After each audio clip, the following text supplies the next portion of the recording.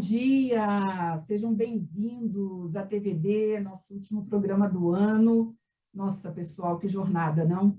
Eu sei que vocês conhecem muito bem essa palavra, faz parte do dia a dia de vocês, mas para a gente aqui também foi uma jornada muito intensa, né? Tivemos aí que também nos reformular, criamos esse modelo virtual e foi um sucesso por conta dessa participação de vocês, dessa audiência. E hoje vocês estão aí comigo, né? Grande parte de vocês passaram todo esse ano aqui na TVD, debatendo, e a nossa expectativa é continuar, obviamente, em 2022, esse modelo híbrido, espero, né? Mas contando sempre com a participação de vocês. Meu compromisso é, mesmo os eventos presenciais que a gente faça em São Paulo, em qualquer outra cidade brasileira, vamos estar transmitindo para todos vocês, e aqueles que quiserem participar de outras cidades também terão espaço. Então, esse é o nosso compromisso aí com essa audiência maravilhosa. Hoje não poderia ser diferente, o último programa do ano é clássico, né? Vocês sabem, a gente falar um pouco, analisar um pouco o que está acontecendo, principalmente nesse finalzinho, e poder ter esse olhar para o próximo ano, né? A gente brinca, até no nosso esquenta, quando eu estava conversando com o pessoal da Force Point, a gente falou, é sempre assim, chega no final do ano, a gente fica naquela expectativa de rever as coisas, de criar, né, uma nova agenda, mas trocou só um dia, né? A gente vai dormir no ano, acorda no outro, mas o espírito tem esse, né, o final do ano traz esse espírito, né, de balanço, de renovação. Então, vamos nos imbuir também desse espírito para fazer esse nosso último programa. Então, previsões de cibersegurança para 2022 e o que não pode faltar na agenda do CISO. Nesse programa, a gente conta com o apoio da Force Point, e não por acaso, a Force Point foi nossa parceira ao longo desse ano.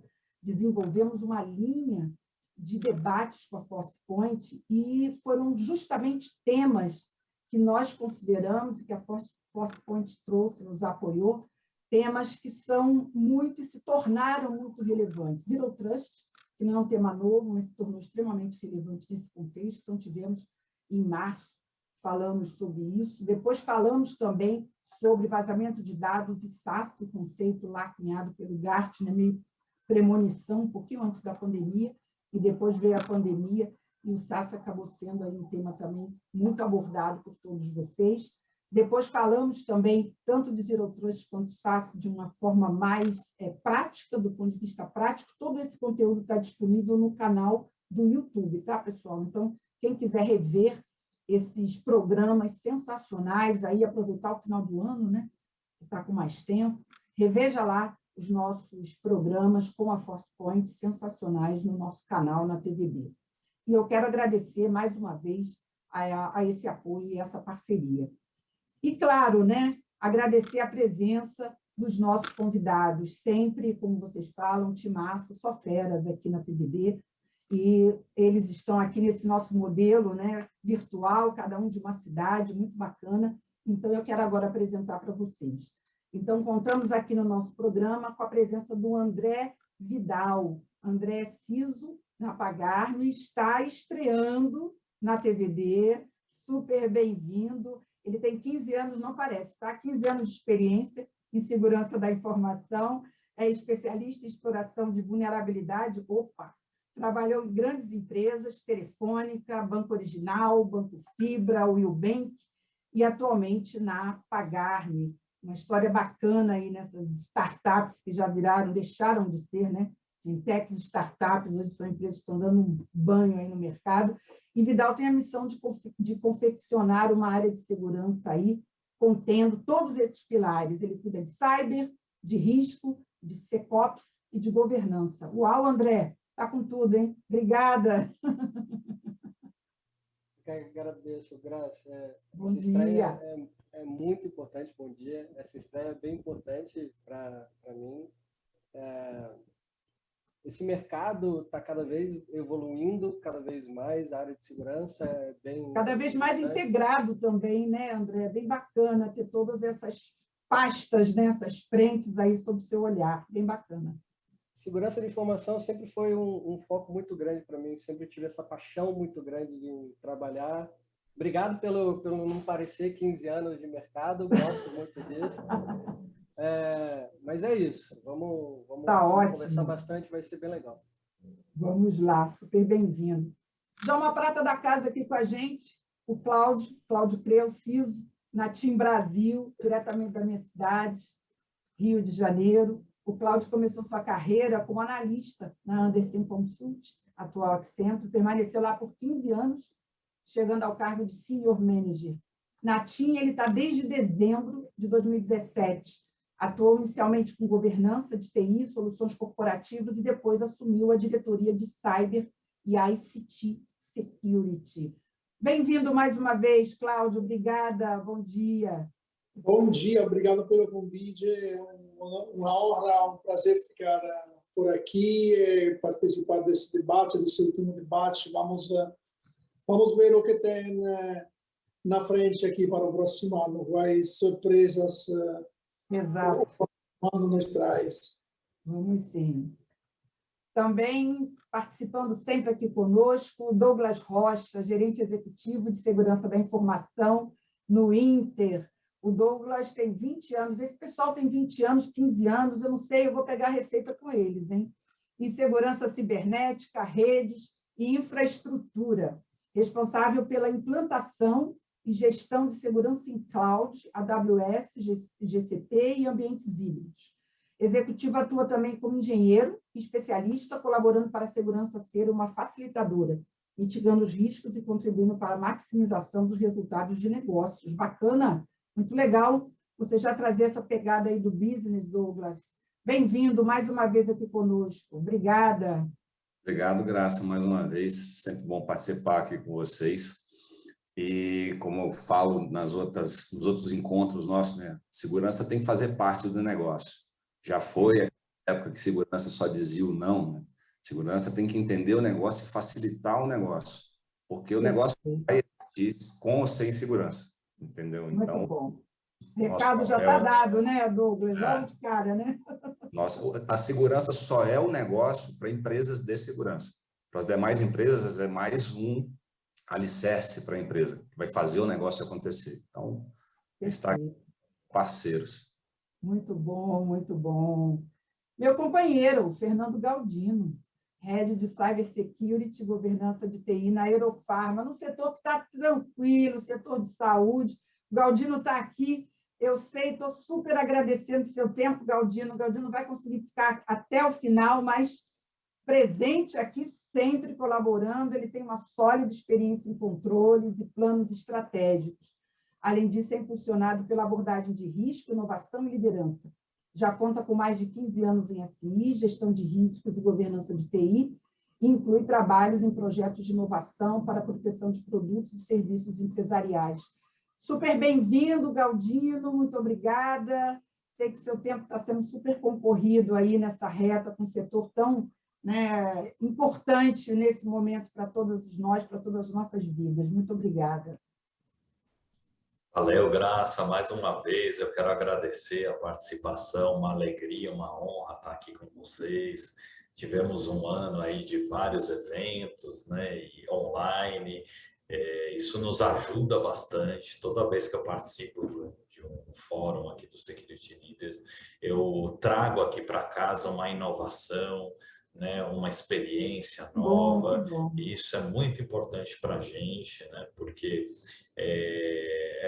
esse compartilhamento, né, essa vivência que a gente troca aqui, né, é que acaba fortificando nosso portfólio. Exato. Aqui, né, Exato. de todos nós, líderes de segurança. Né? Então, quero agradecer mais uma vez, cumprimentar todos, cumprimentar quem está nos assistindo online e valeu, né? Fechando o ano aí, né, com chave de ouro. Muito e bom. falando de perspectivas futuras. Maravilha, muito obrigado, Graça, novamente. Obrigada, Galdino. E também contamos nesse programa com a presença dessa cidade também, diretamente dessa cidade também, posso chamar de maravilhosa, João Araújo, de PO, na Unimed Fortaleza, ele é advogado especializado em segurança da informação.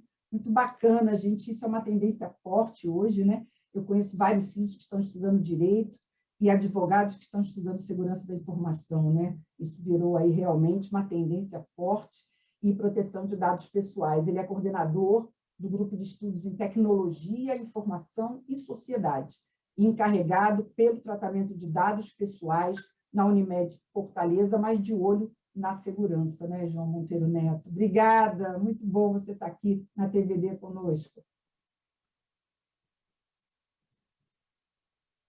Bom dia a todos os colegas. Eu que agradeço o convite, me sinto muito feliz de poder contribuir mais uma vez e tentar trazer aqui um olhar um pouco diferente, né? Eu tenho um processo de formação diferente da maioria dos profissionais que atuam na área.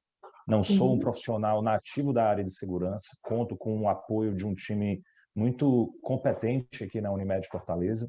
Bacana. E trabalho nessa interface hoje cada vez mais na moda, digamos assim, né? A vibe do momento, como se diz, da relação entre segurança e proteção de dados pessoais.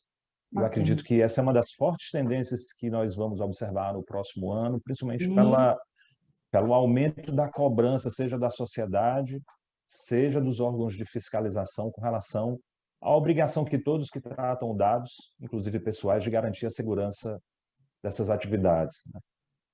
Acredito que segurança funciona, é uma comparação estranha de fazer, mas é quase como que o Douglas colocou, uma commodity, né? Eu acredito que hoje é um elemento fundamental para uma sociedade que se digitaliza cada vez mais, observar a segurança como um elemento indispensável para a prestação de qualquer tipo de serviço. E aí a gente está aqui à disposição para tentar contribuir. Ótimo, excelente, excelente. Esse mix é muito importante. E eu amo essa abertura. É um tempo onde a gente conhece os líderes. Esse é um dos papéis desse trabalho que a gente faz aqui, apresentar esses líderes, vocês conhecerem o trabalho deles, eles se conhecerem, trocarem essa experiência. E já nessa abertura a gente já teve insights aí de coisas que, com certeza, se não estão na agenda, vão ter que entrar. Então, Luiz, bacana, né? Estarmos reunindo esse time aí com essa audiência toda. E o Luiz é meu parceiro aqui. Vou ler sua bio também, Luiz, porque tá chique aqui também. Então, peraí, já eu te chamo. O Luiz Faro é diretor Sales Engineering da ForcePoint para a América Latina, possui mais de 15 anos de experiência, tendo atuado em importantes multinacionais. Então, Faro é bem conhecido, como eu costumo dizer, todos me conhecem por Faro, Symantec, RSA, entre outras empresas pelas quais ele já passou. Ele é formado em Engenharia Elétrica pela Poli, USP, possui MBA pela FGV e diversas certificações de mercado. Então, super especialista hoje conosco aqui nesse programa. Bem-vindo. Está estreando também aqui comigo você, né, Faro? Acho que sim, Graça. Em outras ocasiões, mas na TVD, acho que é a sua estreia.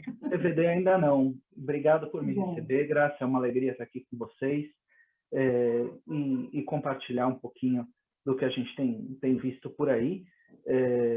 Apesar de que especialista não sou eu, especialistas são esses CISOs que vivem o problema aí todo dia, apanhando aí das ameaças e devolvendo e dando troco, e é isso aí, a gente está junto com vocês para apoiar no que for necessário. E vamos lá, né? Muito bom, Fábio. Então, o que a gente preparou, né, Fábio? A gente preparou aqui alguns tópicos, pessoal, e avaliando aí pela nossa visão, pelo que a gente acompanhou, por aqueles temas que mais bombaram ao longo desse ano na TVD, mas estamos abertos aí. Então, nós vamos começar com o primeiro tópico. Eu vou direcionar esse primeiro tópico para o Douglas, e todos os demais podem contribuir. Vocês que estão na audiência vão acompanhando os tópicos, vão enviando também perguntas e sugestões, e depois que a gente fizer essa primeira rodada dos tópicos, a gente vai trazer perguntas e comentários de vocês. Douglas, nós estamos acompanhando agora, nesse finalzinho, tanta coisa está acontecendo, né?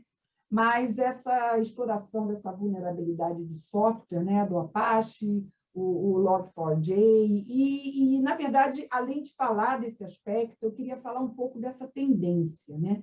Nós tivemos SolarWinds, a gente teve vários casos, esse não é, obviamente, um modelo novo de exploração de vulnerabilidade, mas me parece que ele ainda está baseado, calcado muito fortemente no uso indiscriminado de soluções que muitas vezes estão em ambientes legados. Então, eu chamei você justamente porque talvez você esteja numa zona de conforto. Acho que você não tem legado, né, Douglas?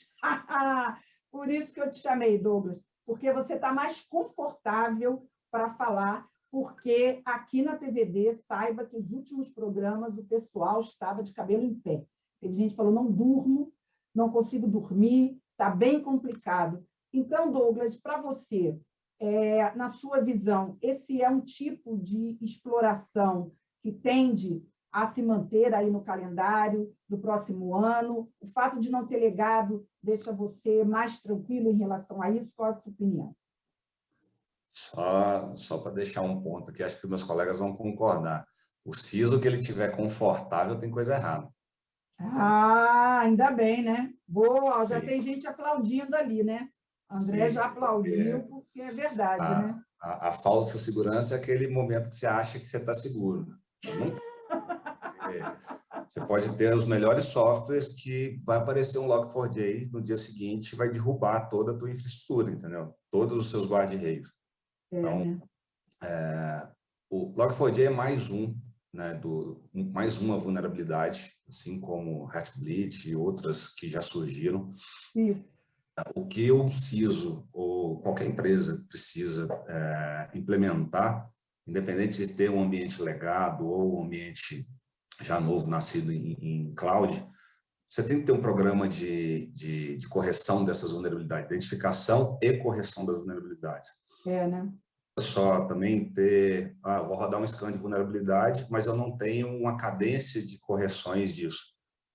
Você vai estar vulnerável, e o pior dos casos, né? Você vai estar vulnerável sabendo que você está vulnerável, comprando um risco. Então,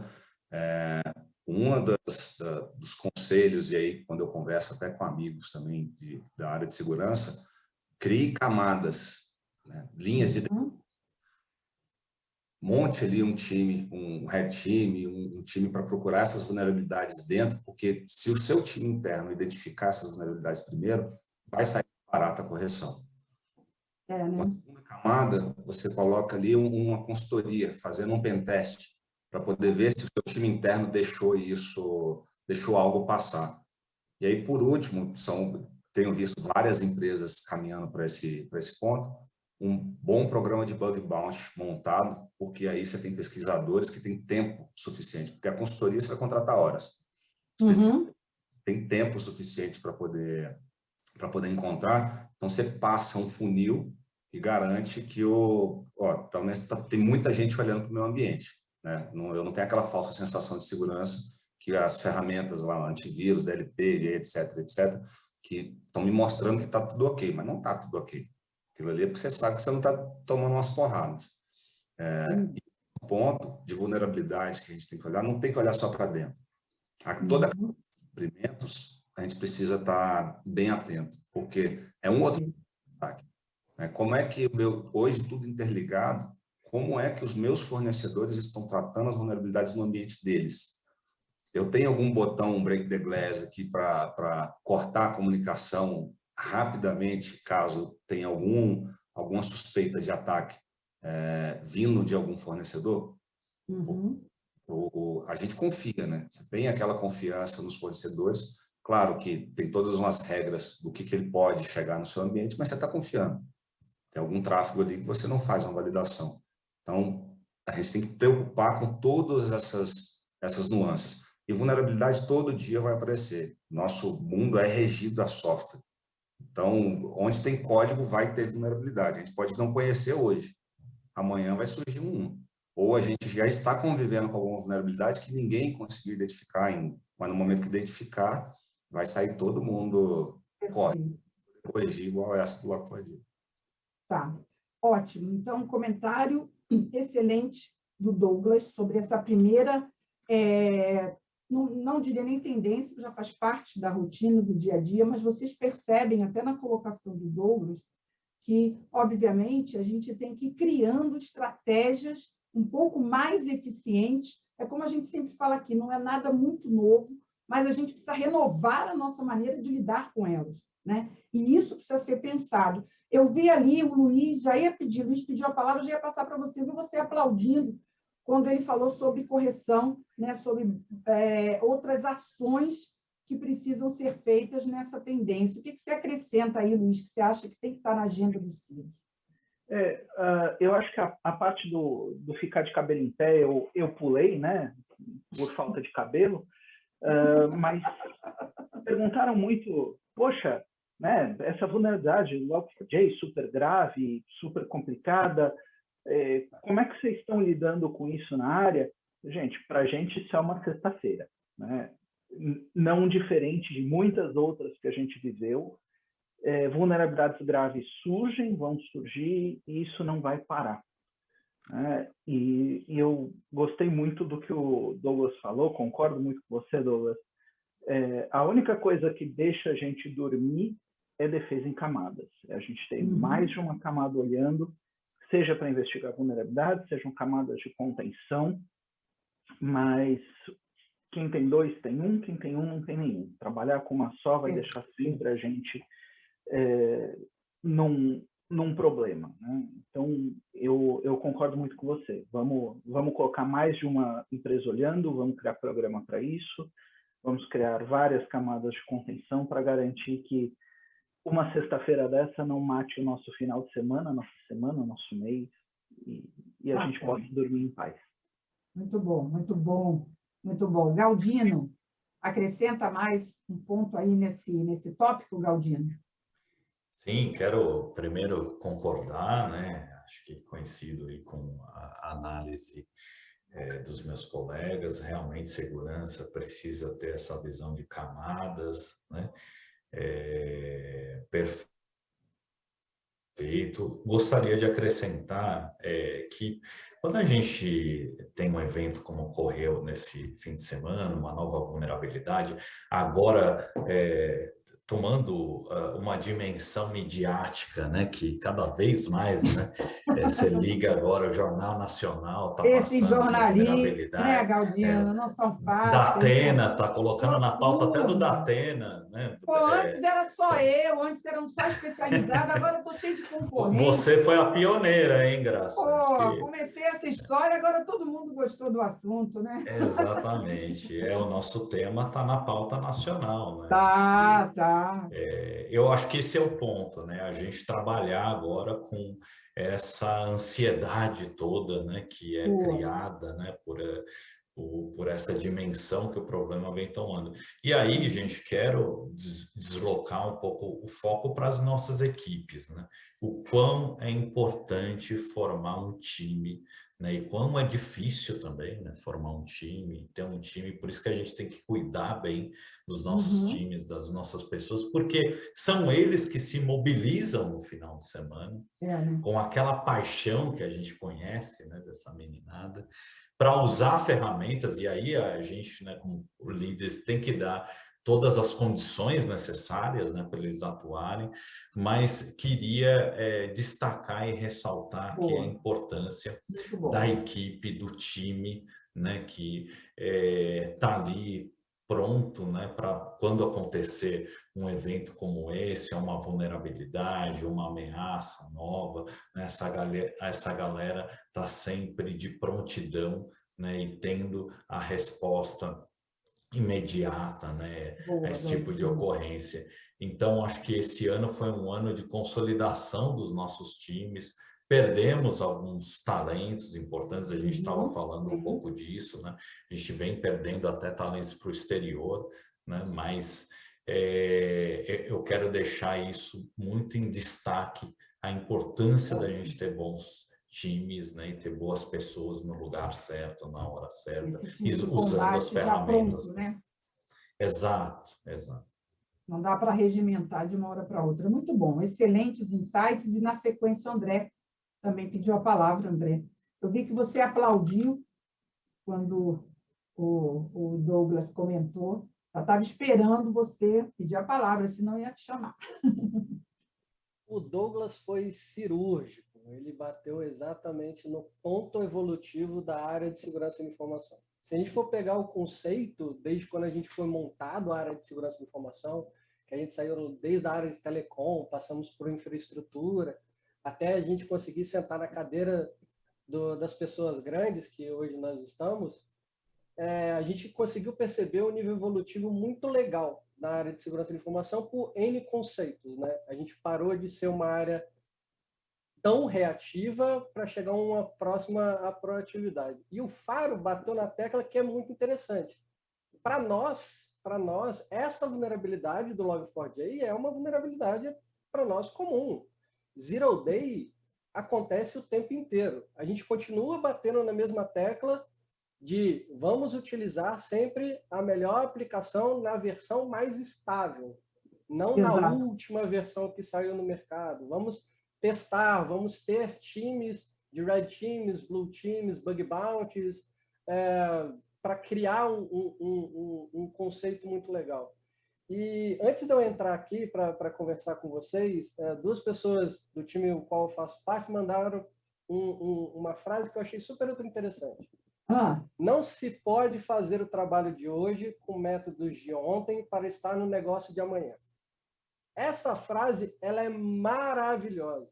A gente sempre tem que estar um passo na frente. Exato. O atacante está com um pouco mais de tempo. O atacante, ele está em casa, igual a gente está em casa. Hoje ele está com mais tempo de estudar novas vulnerabilidades.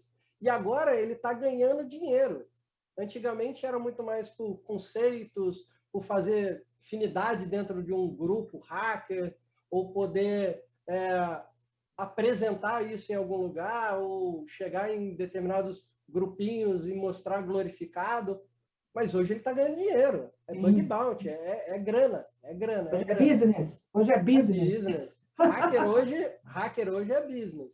É uma organização. E é isso mesmo, a gente tem que melhorar. A gente tem que melhorar. Visibilidade, ser o mais proativo possível. Lembrando que segurança da informação continua sendo reativa. A gente continua trabalhando com sensibilidade.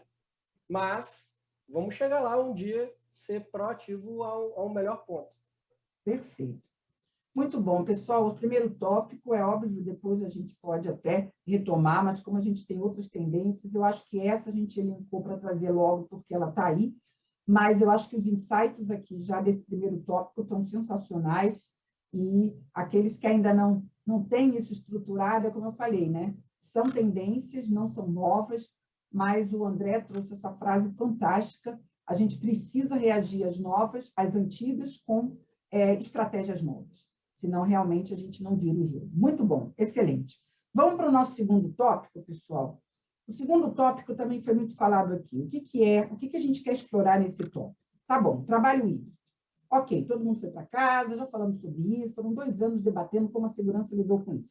Mas e agora? Como é que vai ser isso? O que a gente tem observado, o que a gente levantou aí de informação em várias pesquisas, né? Tem um manancial de pesquisas sobre isso, que realmente não é só híbrido, é flexível e é inconstante.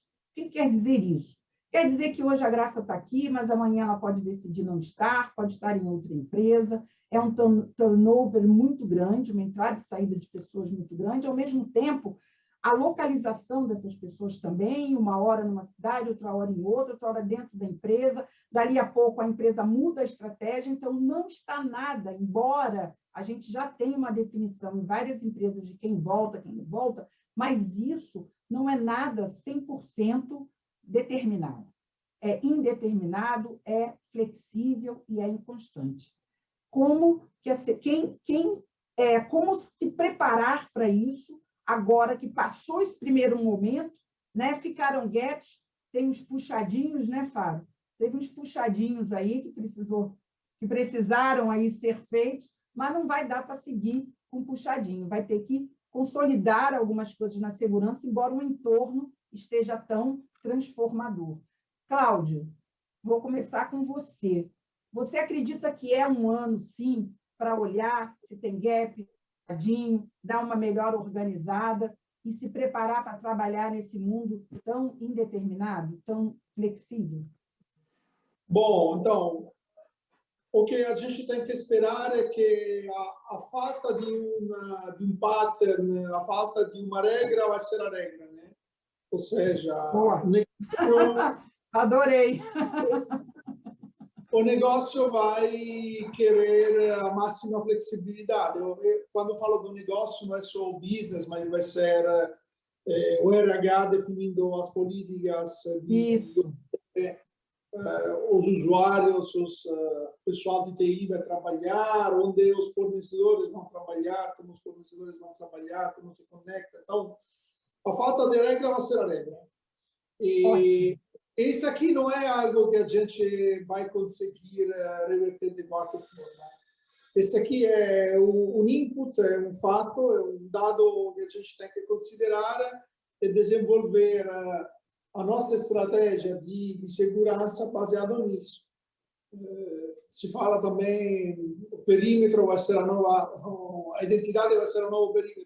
Então, essa é a realidade. A gente tem que trabalhar muito mais sobre a capacidade de identificar de uma forma certa qualquer que está tentando acessar qualquer tipo de recurso, que seja um recurso padrão ou um recurso privilegiado, ainda mais crítico, né?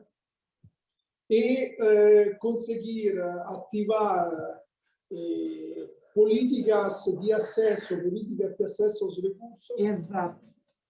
Fazendo um enforcing que seja em linha com a criticidade daquele acesso, daquele recurso. Então, eu brinco, quando eu comecei a trabalhar, a gente passava madrugadas comendo pizza junto, time de desenvolvimento, time de operação, no mesmo lugar físico, e qualquer que conseguia acesso àquele ambiente era qualquer que estava lá naquelas duas salas trabalhando.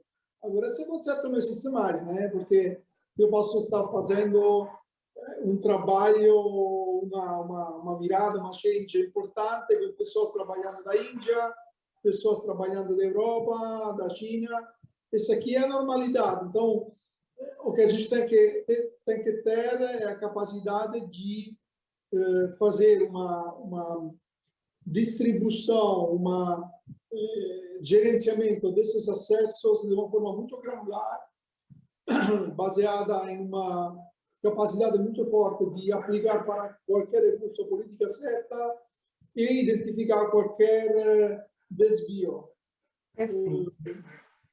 Muito forte vai ter também a utilização de análise comportamental, porque, claro, que também a gente não pode criar mecanismos de acesso com duplo, triplo, quádruplo fator de autenticação e mecanismos que cada vez para acessar um recurso eu preciso botar um token, botar uma password, receber um one-time password, isso aqui é inviável. Então, a capacidade de utilizar análise comportamental, então, coletar informações, nos ajuda a criar um ambiente flexível, fácil para o usuário, mas, por outro lado, extremamente mais seguro. Bom, acho que vai ser muito por aí. A verdade é que a gente teve que fazer, no 2020, algumas soluções não optimais, algumas soluções para habilitar a migração para a saída do escritório e a mudança desse modelo, sem ter, ou de um lado, a máxima segurança, ou de um lado, talvez, a facilidade para o usuário ter esse tipo de acesso, ou, por outro lado, a outra coisa que pode estar acontecendo é que a gente continua utilizando ferramentas, infraestrutura muito caras para gerenciar atividades e mecanismos que podem ser gerenciados com ferramentas mais leves do ponto de vista do impacto. Então, todos esses fatores, todas essas variáveis têm que ser analisadas. No 2022, eu acredito que vai ser, sim, o ano onde a gente vai normalizar, linearizar, ficar de uma forma mais transparente toda essa dinâmica. Muito boa a sua explanação, Cláudio. Mas me chamou a atenção, Fábio, queria que você comentasse, vou botar uma pimenta aí nessa fala do Cláudio, né? O trabalho aqui. Falta de regra vai ser a regra. Eu achei sensacional, vocês estão pródigos em frases aqui, depois a minha equipe aí vai anotando, tudo isso vira lead, tá? Porque jornalista adora essas frases de efeito, vira tudo lead, já tem a matéria de amanhã, de hoje, né? O Faro, a falta de regra vai ser a regra, mas isso não é um pouco contraditório em relação à segurança? Segurança não é uma disciplina bem regrada? A segurança, ela precisa dar liberdade para que a liberdade dentro das 4 linhas do campo, acho que talvez seja o jeito mais fácil de colocar. Então, dentro de uma condição de contorno, a gente pode e deve dar a liberdade sim, até porque toda vez que você tem um embate entre segurança e negócio, a segurança perde. Então, a gente não pode comprar brigas que a gente vai ter. Boa! Quem paga a conta é o negócio, não adianta a gente achar que pode, né? Então, o que é importante é a gente definir quais são as condições de contorno, qual é o aceitável, e dar o máximo de liberdade que a gente pode dentro dessas condições de contorno, né? E quando a gente fala desse vai e não vai, qual é a regra em casa e no escritório, tem também um segundo fator que eu acho que vale a pena a gente levantar, Graça. O Douglas falou muito dos nossos times, né? A gente tem que cuidar das nossas pessoas, olhar para as nossas pessoas. E tem empresas que estão adotando posturas bastante diretivas de como vai ser o escritório agora, né? Então, tem empresas que estão falando, gente, em casa foi bom enquanto durou, bora para o escritório, né? E tem empresas que estão fazendo o oposto, né? Vamos economizar com infraestrutura, já que está todo mundo em casa, todo mundo tá em casa, não tem mais escritório. E você vai ter usuários que vão falar, olha, eu não quero ir para o escritório, agora eu me mudei para Cesário Lange, interior de São Paulo, e eu vou ficar aqui, né? Exato. E esse usuário vai procurar outro trabalho. Da mesma forma que você vai ter usuários que vão falar, olha, eu não tenho espaço para trabalhar aqui em casa é uma bagunça, eu preciso de um escritório, senão eu não desempenho meu trabalho direito. E se não tiver escritório, eu vou procurar um lugar que tenha. Então, a gente tem que também estar esperto quando a gente fala nessa volta em que a falta de regra é regra, e o que vai acontecer com as pessoas. Porque quando a gente tem turnover de gente, a gente tem fuga de informação. Então, a gente precisa estar de olho também como esse fluxo de pessoas entre empresas vai nos afetar do ponto de vista de segurança de informação e privacidade de dados, né? Isso é uma alerta que a gente precisa ter em mente durante esse período. Muito bom. Esse tópico é muito interessante e vamos pular para um terceiro, né, tópico, depois a gente pode voltar para esse, para a gente não deixar de passar. Eu queria trazer esse tópico agora para o João Monteiro Neto. João, eu acho que esse tópico é muito interessante para que você comente, porque esse tópico fala, depois eu quero os demais também comentando sobre ele, esse tópico fala do que foi aí, como brincaram aí, né, os assuntos que dominaram a mídia, que são os ataques. Mas quando a gente vê essa notícia, né, a gente vê a ponta de um iceberg. Por trás tem uma série de coisas acontecendo. Então, a gente vai falar um pouco dos ataques de ransomware. Mas por que eu chamei você para começar e depois eu vou ouvir os demais? Os ataques de ransomware hoje, embora eles tenham, e às vezes não tenham vazamento de dados, o que todo mundo fica olhando com lupa quando a gente tem uma notícia de ataque de ransomware se vazou dado, se tem dado vazado. Então, fica todo mundo atento a isso. Então, as empresas se preocupam muito com isso, né? Em já sair na frente, eu me lembro de casos aí onde já a primeira nota ali já dizia, olha, é um incidente, nós estamos aqui controlando, mas não teve dado vazado. Ou então, ao contrário, né? O grupo vai para a Dark Web, vai para sua conta de Telegram, e lá ele publica, tem dado vazado sim, está aqui, estou mostrando aqui para todo mundo. Então, começou a haver uma conexão muito grande entre o incidente e o vazamento de dados, né? E a preocupação com esse vazamento. Então, isso é Agenda 2022, né, João?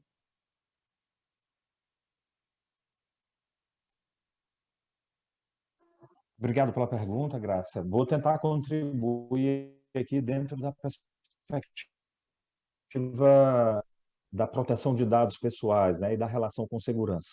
Esse tipo de incidente, ele tende a ser uma prática que vai se normalizar, porque com o surgimento desse tipo de regulamentação que a gente tem, como a LGPD, e outras leis que vão surgir, tentando, como foi colocado pelo Luiz, né, Luiz, uma espécie de conjunto de 4 linhas associadas à segurança da informação, à proteção de dados. Isso é uma coisa que eu tenho uma preocupação de olhar com muito cuidado, é o surgimento de legislações estabelecendo regras de segurança, né? Talvez seja uma tendência que a gente deva observar, como o decreto federal que estabeleceu o Plano Nacional de Segurança da Informação para entes públicos, os debates sobre a exigência de padrões mínimos de segurança, né, para empresas que tratam dados com grande volume ou com grande sensibilidade.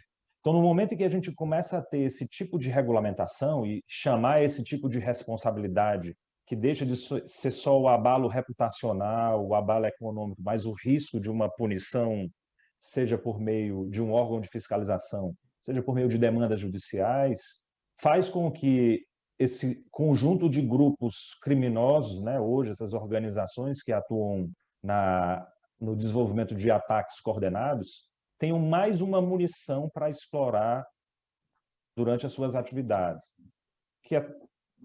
que muitas vezes é até equivocadamente tratada pela, digamos assim, pela mídia mais genérica, né?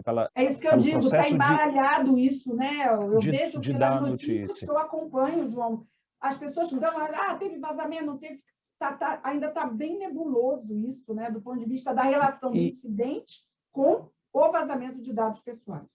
Exato, que são dimensões muito próximas, mas existem e exigem tratamentos distintos, né? Quando a gente tem o tratamento, um incidente envolvendo um dado pessoal, a gente já tem hoje toda aquela regulamentação da própria LGPD de ter que fazer a comunicação ao ente de fiscalização, né? De indicar, e que muitas vezes, pelo prazo muito exíguo, de exigir que algumas informações que são importantes para a resposta do incidente, que deveriam ser tomadas de uma forma mais cuidadosa, elas sejam, às vezes, até apressadas, para que eu dê essa resposta para o órgão de fiscalização. E abre uma nova espécie de prática, né? Às vezes você não consegue nem ter aí o acesso ao conjunto de dados pessoais e você pede o resgate contando com a indicação de que, se você não colaborar, essa informação ela vai ser divulgada, vou vazar, que você teve um incidente com dados pessoais. Então, é uma temática que envolve muito, e eu acho que foi muito bem colocado pelo Douglas antes, a questão das diferentes camadas de resposta a incidentes, né? De ter times coordenados para esse tipo de resposta, inclusive com posturas pré-definidas e políticas bem assertivas do que é que deve ser feito e como deve ser feito esse processo de comunicação, inclusive quando se envolve esse tipo de incidente. E se preparar para deixar isso mais claro, inclusive, né? A gente, do lado de cá, as notas, né? As notas que são oficiais, quando a gente lê, muitas vezes a gente fala, meu Deus, não dá para entender. E aí, se você não tem a clareza na nota, você dá margem para... Eu estou desse lado e eu sei como é que isso funciona, para escrever ou para interpretar, né, o que você acha que vai fazer mais sucesso, vai trazer mais clique e vai ser a notícia mais bombástica, né? Então, João, realmente bem difícil e as empresas vão ter que se preparar para lidar com essa proximidade, né, do ataque ransomware e do vazamento de dados, né? Isso acho que é a Agenda 2022 total. O que eu acho, Graça, até para passar a palavra para os colegas aqui, fazendo uma ponte olha, movimentou aqui, André e Douglas já pediram a palavra. Com os outros 2 temas que já foram pontuados, e que para mim é algo que é crítico para o ano que vem, é que a área de segurança ela vai precisar olhar cada vez mais para a gestão dos seus fornecedores. Acho que já foi pontuado aqui, o Douglas colocou do break the glass, e a gente está vendo hoje uma tendência muito grande, quando a gente fala na proteção de dados pessoais, de incidentes que não envolvem o controlador diretamente, mas sim alguém que está operando o dado, alguém que está fazendo o tratamento, realizando essa atividade por ele.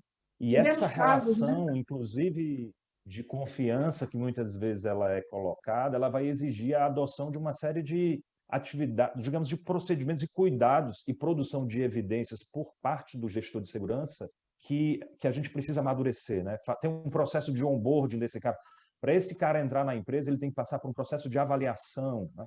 Não é só chegar lá e ter a cotação e a contratação normal, mas vamos ver aqui como é que está a política de segurança dele, o que é que pode, qual é o registro de incidentes, o que é que ele tem na área de proteção de dados pessoais.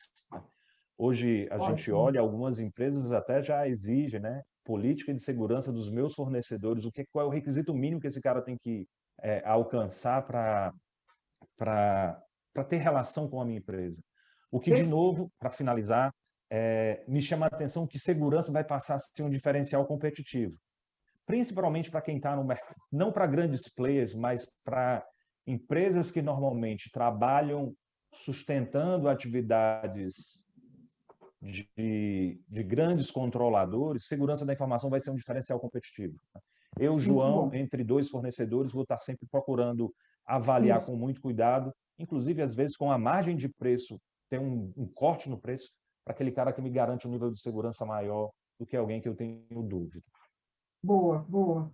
É muito interessante, vou passar a palavra para o André e, na sequência, para o Douglas, mas, como eu falei para vocês, tudo que nós elencamos aqui, vocês fiquem à vontade para trazer mais insights, e o João trouxe um muito importante, coloquem aí na agenda, essa gestão de fornecedores, porque nós tivemos casos, acompanhamos aí, e o que ele falou no final, acho muito importante, na hora de decidir, né, a questão do preço, óbvio, né, de uma série de condições, mas o fator segurança vai ser fundamental na hora de decidir por esse parceiro.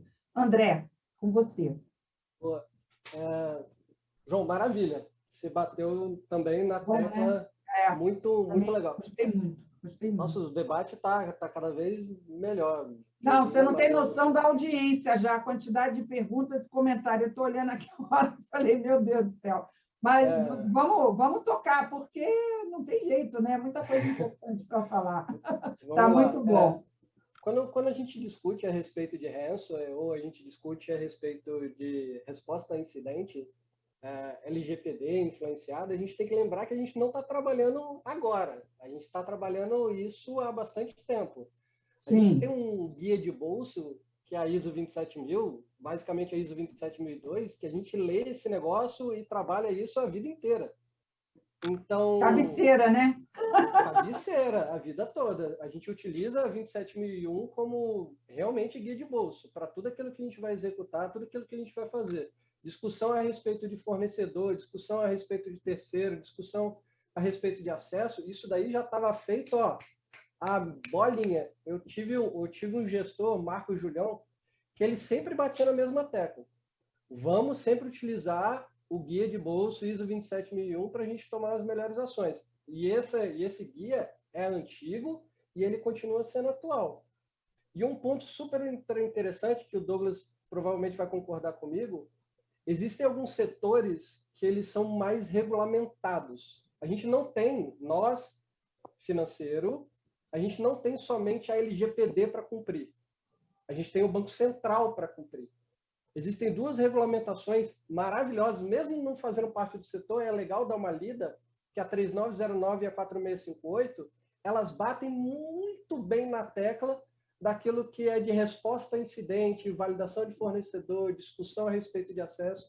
E lembrando que ransomware nada mais é do que um vírus que explorou a vulnerabilidade de acesso ao ambiente, que criptografou o ambiente da pessoa. A gente trabalha com cavalo de Troia, com malware, a vida inteira. A vida inteira. Só que processos precisam evoluir, processos precisam melhorar, times precisam evoluir, times precisam melhorar, e a gente tem que seguir em frente. Não é somente a LGPD que veio para mudar a vida da gente. A gente está tendo maior visibilidade midiática até pelo caso de ser um projeto federal. Mas, de novo, batendo, a gente está trabalhando nisso há muito tempo. Há muito tempo. Perfeito. O Douglas, você pediu a palavra, depois o João vai vir na sequência. Está bem quente aqui o nosso debate, mas eu estou começando a observar, Douglas, os comentários aqui porque tem muitos, né? Para inserir um pouco a turma que está nos acompanhando, bastante gente aí na audiência. Nesse tópico ransomware, que está batendo aqui, claro, é o assunto, né? Além desse aspecto que a gente trouxe, dessa correlação hoje de ransomware, incidente com vazamento, uma outra tendência que o pessoal quer saber o que vocês acham, Douglas, é se os ataques de ransomware vão ganhar, estão ganhando nível de especialização também por setor. Então, por exemplo, esses aqui, esse grupo é especializado em atacar governo. Esse grupo aqui está especializado em atacar infraestrutura crítica. Esse grupo aqui está especializado em atacar varejo. O que você percebe? Você acha que isso é algo, né? Porque a gente já teve a fase WannaCry, joga, espalha, quem cair, caiu. Já teve a fase do direcionado, vamos lá, que continua. Mas agora o ultra especializado, Douglas, por vertical, o pessoal está se verticalizando. Vou até só dar os parabéns aqui nas colocações do João e do André, perfeitas. E puxando um pouco para essa pergunta da especialização, fazendo um paralelo com o comentário do André, a gente já trabalha com isso há muito tempo. O que a gente ganhou, se for analisar friamente, segurança da informação subiu de patamar, deu um salto de maturidade, porque ganhou com as regulamentações força para ser aplicada dentro das empresas. Antigamente, a gente era uma voz solta ali no meio do povo, dentro da empresa, falando, não, a gente precisa disso, a gente precisa de... Antigamente, a gente só falava de antivírus. Exato. Começava a enumerar todas as features de segurança, IPS, DS, um firewall, etc., etc. Mas a gente não tinha. Para conseguir aprovar um antivírus antigamente, era difícil. Hoje não, hoje você tem todo um arcabouço. Não, se a gente não tiver minimamente esses requisitos de segurança que estão aqui na legislação, eu não consigo cumprir e eu vou ser autuado aqui, seja por um contrato que eu vou perder, porque vão me exigir uma 27001, por exemplo, ou um órgão do governo que vai vir e vai me penalizar. Mas sobre a pergunta de especializações, a gente viu aí durante esse último ano, essa pandemia inteira, o foco desses grupos, o Revil principalmente, a terceirização desses ataques. Então, tem muita gente construindo as ferramentas e vendendo para grupos utilizarem as ferramentas. E, claro, isso já acontecia há muito tempo, né? Ali que desenvolve ali um vírus, joga na dark web só para vender e fica ali com lucros, compartilha os lucros com quem está executando. Antigamente, para você fazer um ataque hacker, você precisava conhecer muito. Hoje em dia, quem executa, boa parte do pessoal que executa não conhece, simplesmente compra as ferramentas e pressiona um alvo. E essa especialização, você acha que justamente essa terceirização é esse modelo que permite, então, até essa especialização por segmento? Porque, se você imaginar, cada setor, né, Douglas, tem suas peculiaridades, né? Quando você olha para finanças, quando você olha para a indústria, quando você olha para governo, você vê que, na prática, tem níveis de maturidade diferentes, modelos também diferentes. Você acha que isso também pode estar contribuindo para essa especialização, essa verticalização, né? Essa terceirização? Sim, um exemplo é o ataque que foi feito na seguradora, lá nos Estados Unidos, para descobrir quais eram as empresas que tinham seguro ransomware, e logo na sequência começaram os ataques ransomware nas empresas que tinham seguro. Exato, bem lembrado. Porque, não, vou atacar ali porque ele tem seguro, eu vou receber o pagamento. Chegou ao ponto do governo americano, o FBI, orientar o não pagamento dos ataques. Então, para poder segurar, né? Senão, sim, é uma ordem, né? Cabe a nós, da área de segurança, reforçarmos as campanhas de conscientização. Muito desses ataques vêm através de phishing. Então, as campanhas de phishing, a gente tem que subir a maturidade dos nossos colaboradores para eles conseguirem identificar o que é um phishing de verdade. Claro, você começa ali nos phishing meio grotescos, uns erros meio bobos, mas você vai elevando a maturidade até você criar especialistas dentro da sua corporação. E importante também, assim como um processo de resposta a incidente, de recuperação de desastre, vocês estavam comentando da comunicação. fazer simulação de crise com os principais executivos da empresa é importante, porque isso, exaustivamente, exaustivamente, e piorar. Porque você pode soltar um simulação comunicado. não é uma vez por ano. Não. Você pode soltar um comunicado e piorar a situação. A gente já viu vários exemplos de comunicados mal elaborados que pioram a situação e a imagem da empresa. E aí, com uma simulação dessa, você também consegue identificar qual é o executivo que, não, naquele cenário de crise, esse executivo aqui, ele não vai estar envolvido, porque tem que ter um sangue frio. Você tem que saber se eu vou pagar ou não vou pagar, eu vou ceder ou não vou ceder, vou contratar uma consultoria para me ajudar na resposta. Eu tenho backup, em quanto tempo que eu consigo restabelecer meu ambiente? Nuances que a gente tem que tomar esse cuidado. Está ótimo, Douglas, muito bom. E, inclusive, acredito que outras questões relacionadas ao Renzo a gente traz nesse tópico. Vamos estender um pouquinho esse tópico, porque eu acho que esse tópico é importante. João, você pediu a palavra, né? E, na sequência, o Cláudio também. Só vou pedir para vocês serem um pouco mais concisos aí nas respostas, para a gente ter condição de voltar mais a vocês e também para a audiência que está bombando aqui. Pode falar, João. Não, tranquilo, Graça. Era só para concordar. Acho que o André foi muito feliz na colocação, o Douglas também. Quando eu falo da lei, é porque é o tema que está na moda, né? Mas essa discussão sobre segurança ela é muito mais antiga e talvez relevante. Ela ganha um espaço talvez maior hoje, porque, como o Douglas colocou, e eu acompanhei há um bom tempo esse tipo de debate, numa outra posição, era muito difícil você convencer, às vezes, o nível executivo da importância do investimento nessa área. E a partir do momento que isso passa a ser um tema que é discutido, inclusive, a nível de fusão e aquisição, ou seja, hoje, quando a empresa vai adquirir a outra, já se discute seu passivo digital, seu passivo de segurança da informação. Talvez a gente ganhe um espaço maior para fazer com que as demandas associadas à segurança elas sejam ouvidas e colocadas de forma mais concreta na agenda de implantação. A gente tem, como o André falou, vários sistemas regulatórios, é claro, e eu conheço, André, a regulamentação do Banco Central, inclusive algumas resoluções interessantes que organizam aí o tratamento de dados quando você usa computação em nuvem, envio para fora do país, isso é importante. Como na Anvisa, a gente tem regulamentação, na ANS também associada à atividade de saúde. E como se colocou, Douglas, a gente tem um nível de especialização muito grande hoje em dia nesses ataques, né? Exato. A última informação que eu vi na minha indústria é que o nível do que se consegue registrar é que na área de saúde, no último ano, subiu mais de 715% o registro de incidentes com uma certa significância envolvendo aí a indústria da saúde. O que chama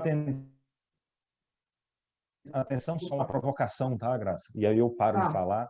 Para o que se avizinha aí nos próximos anos é também o aumento da necessidade de se observar recursos inteligentes, né? A gente começa a utilizar cada vez mais recursos inteligentes, seja a IoT, seja recursos, internet das coisas, seja inteligência artificial, e principalmente na área da saúde, e a gente precisa olhar com mais cuidado para a questão da segurança desses dispositivos inteligentes ou da própria internet das coisas. Porque existem grupos se especializando de novo no ataque a esses. Ok, João. Muito bom. Picotou um pouquinho aí no final. E tem um pedido aqui para compartilhar o pensamento filosófico do André. Pessoal, coloca aí, está aqui no chat interno, mas a galera que está assistindo quer essa frase aí do André. Então, providenciem aí, minha equipe, coloca aí na transmissão, acesso aí. Apesar que hoje, pessoal, a gente já libera o link para vocês reverem aí todo o nosso debate. Cláudio, você pediu a palavra e eu vou fazer uma conexão, Cláudio, com o seu pedido de palavra e o que está sendo comentado aqui. Tem 2 ou 3 questões aqui, estou aglutinando, gente, em função do tempo. Me perdoem aqui não trazer todas elas separadas. Mas falando de um tópico que a gente até tinha colocado aqui. 2, na verdade, para você, Cláudio. O primeiro é essa questão que a gente está tratando do Renzo, da especialização por vertical, e se as infraestruturas críticas, quando a gente está falando hoje de cidades inteligentes, quando a gente está falando, isso é uma tendência que a gente está observando muito forte, e isso vai trazer realmente cidades cada vez mais conectadas. E a sua área, principalmente, é uma área que está aí, é fundamental, né, para essa conexão, para essa inteligência, para essas cidades assim. E isso significa infraestrutura totalmente conectada. Se isso não é, já em 2022, algo que realmente preocupa e que precisa ser visto com mais atenção.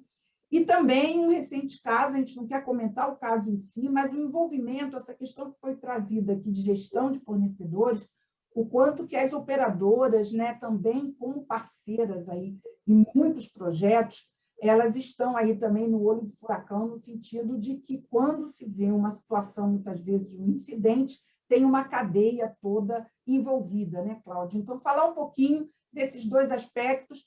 Eu sei que são dois assuntos, e aí eu peço para você ser conciso, eu falar assim, pô, a Graça está brincando comigo, né?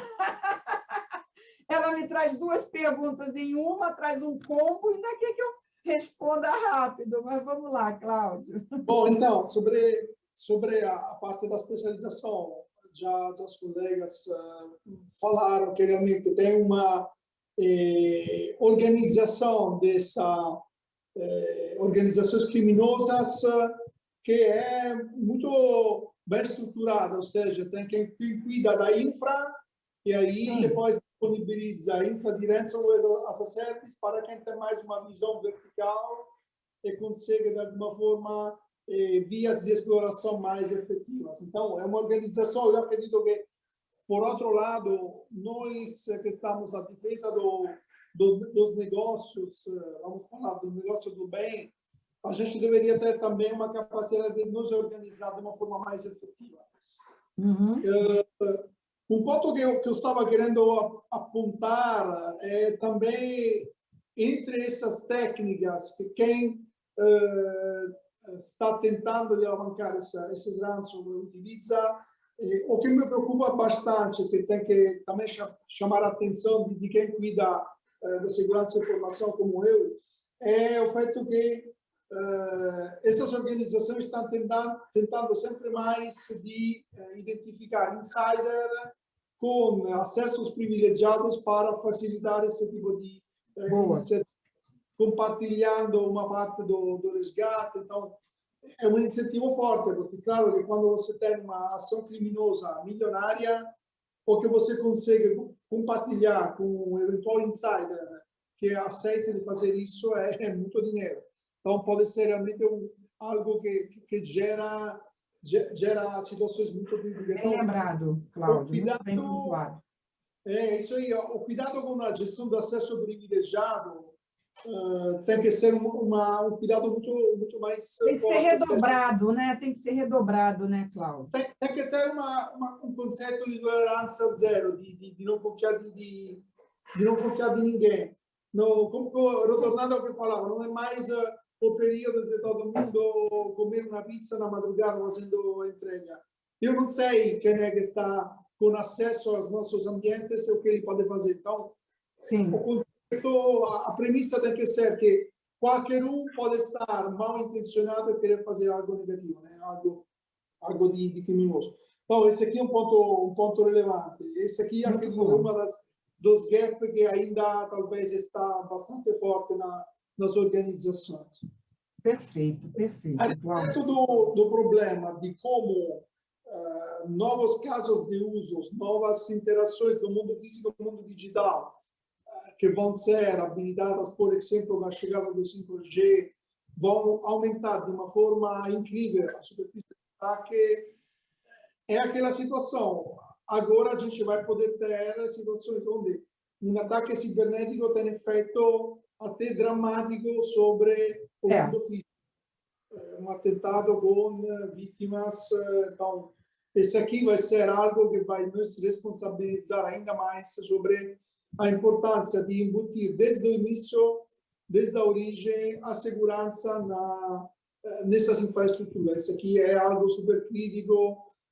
A Anatel, assim como as organizações na Europa, nos Estados Unidos, estão colocando isso como normas, como regulamentos que têm que ser justamente respeitados. Então, isso aqui vai aumentar de nível de maturidade todo o cuidado que a gente tem que ter na construção dessas infraestruturas. Então, é algo que vai ser sim, embutido desde a origem. São tecnologias, para muitos versos, novas. São milhares de elementos, de tipologia de elementos e bilhões de elementos novos que vão ser conectados. Então, realmente, a capacidade de gerenciar isso tem que escalar, utilizando novas tecnologias, novos modelos, inteligência artificial, para conseguir isso.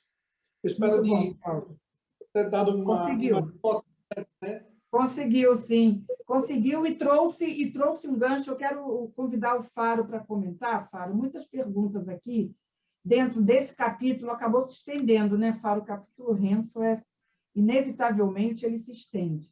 E quando eu puxo o fio da meada aqui, a turma manda aqui direto. Mas eu vou pensar aqui 2 tópicos que foram trazidos como tendência também, que estava aqui na nossa visão, Faro, e que é um pouco o que o Cláudio colocou. Ele falou em tolerância zero, né? A gente fez aí programas falando de Zero Trust, né? Você acredita, na tua visão, pelo que você está acompanhando no dia a dia das empresas, está ficando mais fácil dos CISOs, dos líderes de segurança, levar esse conceito? Você acha que ele é um conceito que vai ficar mais consolidado em 2022, Fábio? Sem dúvida. Eu acho... Um dos problemas que a gente tem com o Zero Trust é que eu não sei se o nome foi bem escolhido, né? Zero Trust implica em Zero Business. E Zero Business é um problema, né? Então, o conceito é muito legal, que é o conceito de verificação constante e não de nenhuma confiança. A gente, como segurança de informação, nosso trabalho é promover confiança e não recusar confiança. Mas eu acho que o conceito de Zero Trust ele foi levado no último ano muito para a parte de networking, né? O Zero Trust Network Access ele pautava em networking e identidade. E eu acho que existem alguns outros passos que precisam ser dados para o Zero Trust ficar um pouco mais holístico. Então, a gente precisa pensar em Zero Trust de informação, né? Então, qual é os dados entrantes na minha companhia, o que eu confio, o que eu não confio, e quais são os passos que eu preciso dar para fazer uma verificação constante desses dados e não ser exposto a um ransomware por um dado que é necessário receber por negócio, mas ao mesmo tempo perigoso que entre na minha rede. Então, quais os passos que eu tenho para implementar um Zero Trust de dados? E um Zero Trust de pessoas. Né? É um pouco feio a gente falar que, poxa, eu preciso não confiar em ninguém, mas, novamente, a gente não está falando em Zero Trust, a gente está falando em Always Verify. Né? Então, como que a gente faz para garantir que as pessoas que estão dentro da minha rede, que fazem parte da minha companhia, que elas continuem sendo confiáveis? Né? Lembrando que as pessoas, assim como as máquinas, assim como a informação, assim como a rede, as pessoas mudam no tempo. E a verificação precisa ser constante. Então, esse é um desafio de ampliar o Zero Trust para outros conceitos que não sejam identidade e rede. Agora, Faro, tem uma pergunta aqui interessante, que faz um link entre o que o Cláudio falou e o que você está dizendo, né? O Cláudio levantou uma outra tendência forte, que anotem aí, que são os insiders, né? E os acessos privilegiados. Então, dois aqui estão questionando assim, dá para aplicar Zero Trust com a turma de segurança? Dá para ter tolerância zero com o pessoal de segurança, com o pessoal de tecnologia, de infra, de desenvolvimento? Como é que é esse trabalho em casa? Como é que funciona isso, Faro? Isso é uma coisa que precisa ser olhada também com cuidado a partir de agora, né? Acho que a pergunta não é nem só se dá, é precisa. A gente precisa garantir que as pessoas que têm acesso às chaves do castelo sejam cuidadas. Mas é mais difícil, Faro? É mais difícil? Não é mais difícil. Todo acesso privilegiado, todo o superusuário, que a gente chama, ele tem grandes poderes, né? E como já dizia o grande Stan Lee, grandes poderes vêm com grandes responsabilidades e a gente precisa cuidar dela. A gente precisa garantir que esses usuários trabalhem num momento de baixo privilégio e só tenham o alto privilégio quando muito, muito bem verificados, auditados e garantidos, né? E muito auditados. Tá? Todo esse privilégio alto precisa ser muito auditado. Eu escuto muito, poxa, máquina de desenvolvedor, o cara precisa ter uma permissão a mais. Às vezes sim, às vezes não. E às vezes a gente vai colocar ele para desenvolver numa máquina isolada. Se ele precisa de tudo isso, a gente isola. Boa. Então, é sempre isso. Conforme você dá direitos sobre um ativo, você isola esse ativo para garantir que um comprometimento nele fique ali contido no menor espaço de rede possível. Né? Então, é isso. Avaliar o que a gente tem que dar e o que a gente vai tirar em troca. Ótimo, ótimo. Mais um ponto aí que o Cláudio trouxe de tendência que o Faro contribuiu. Pessoal, vou pular agora, nós temos mais 2 últimos tópicos aí interessantes que dá tempo de discutir, falar um pouco de multi-cloud, avanço de SaaS e depois do estresse dos executivos, turnover, burnout, para a gente fechar. Mas olha só, essa brincadeira, André, da sua frase, continua aqui na audiência, viu? Então, um outro comenta aqui, essa frase é muito significante, mas a pergunta que fica é onde se pode fazer uma atualização dos conhecimentos de ontem para os de amanhã? Fica aí a pergunta, André. Depois você responde direto, que o pessoal está querendo saber. Além da cabeceira que você colocou, que eles disseram que 27 milhões todo mundo tem na cabeceira, o pessoal está precisando de outros guias aí. Então, depois a gente conversa. Aí já é outra, né? Seria outro debate, né, Faro, que a gente faz no início do ano, mas ficou bem legal aí a sua frase. Eu quero deixar essa pergunta, esse tópico aqui, para ver quem se lança. Na verdade, não vou fazer isso, não. Vou passar para o Douglas. Douglas, esse tópico do multi-cloud, ele é muito importante. Por quê? Porque cloud, a gente sabe que todo mundo, né, de alguma forma, está lidando com esse cenário. A gente assistiu aí também recentemente casos em que a culpa é da nuvem. Não, foi problema na AWS. Não, foi problema da nuvem e tal. Aí a nuvem fala, não, o problema é meu não, eu não vazei nada, o problema é seu, você que cuide aí. Não foi nada aqui com a nuvem, não, está tudo certo com a nuvem. O problema de segurança é seu, da sua empresa.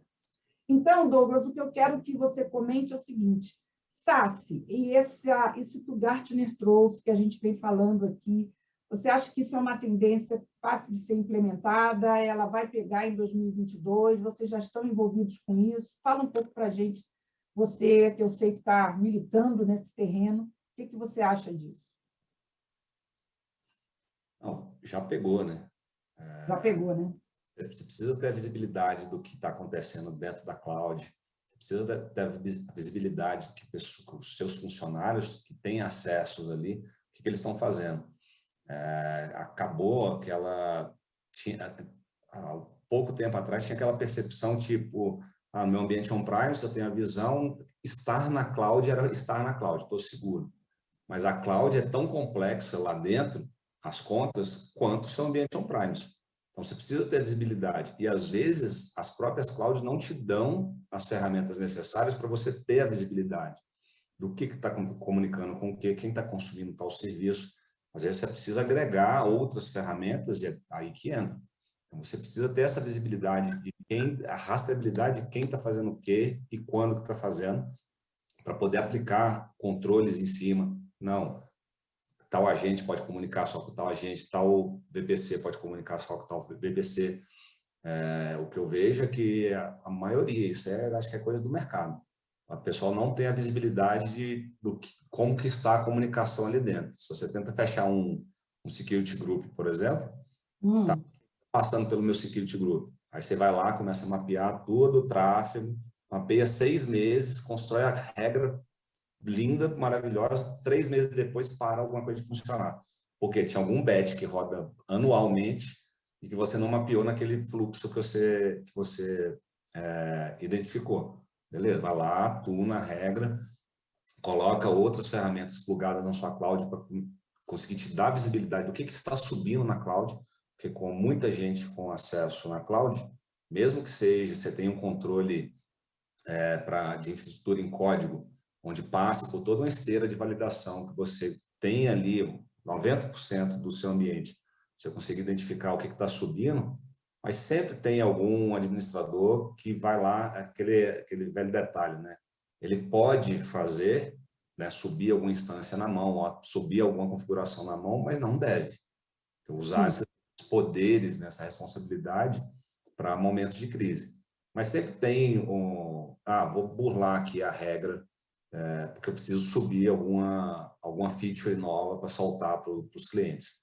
E dar aquela bypassada. Então, você precisa ter essa visibilidade.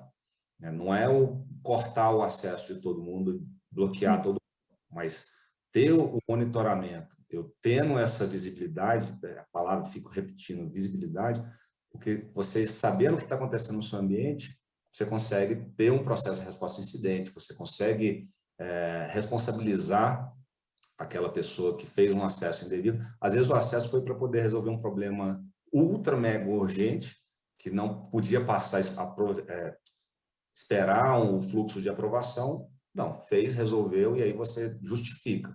Mas isso são casos extremos, extremos, extremos. Perfeito. Faro, vou trazer você aqui, só para a gente não deixar aqui, assim, o Douglas bateu muito na tecla da visibilidade, acho que ele repetiu aí várias vezes essa palavra quando eu provoquei nesse tema de multi-cloud, né, e dessa relação com o SaaS. O que alguns aqui estão comentando primeiro, se você percebe que esse conceito já está realmente sendo aplicado, assim, se você percebe várias empresas já aplicando esse conceito. E se, no fundo, o SaaS seria uma forma da segurança se apropriar da nuvem? Olha, eu acho que o conceito de multinuvem ele está sendo aplicado, às vezes consciente, às vezes não. Né? Então, todo mundo tem mais de uma nuvem, às vezes com o que a gente chama de Rogue Cloud, Shadow IT, como você quiser chamar, que são aqueles serviços que as áreas de negócio sobem sem consultar a API, sem consultar a segurança, e ele simplesmente acontece. Né? Então, o multi-cloud, sim, está muito, muito adotado. E o SaaS, ele tem muito a ver com experiência de usuário. Né? Então, eu paro de tunelar os usuários por dentro da infraestrutura e se eles estão indo para a nuvem, que vão direto para a nuvem, eu levo os controles de segurança para cima. Né? E o que remete muito ao que foi comentado pelo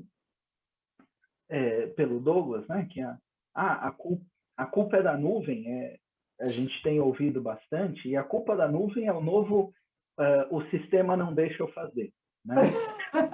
O João está concordando ali com a cabeça, né? A culpa é da nuvem. E é muito fácil a gente culpar essa entidade esotérica e esquecer que, no fundo, a culpa é nossa, porque a gente escolheu essa nuvem, a gente escolheu esse serviço, a gente configurou esse serviço, então a culpa não é da nuvem, a culpa é da nossa decisão de negócio de usar esta nuvem. E volta para o que o João falou muito da gestão dos fornecedores. Que nuvem eu vou escolher? A nuvem é um fornecedor, ela é só isso, ela é um fornecedor ou de serviço ou de infraestrutura, mas é um fornecedor. Como é que eu vou escolher um fornecedor que atenda às minhas necessidades de negócio, sendo segurança uma dessas necessidades? Então, é fácil culpar a nuvem, mas a culpa é nossa, a gente escolheu a nuvem.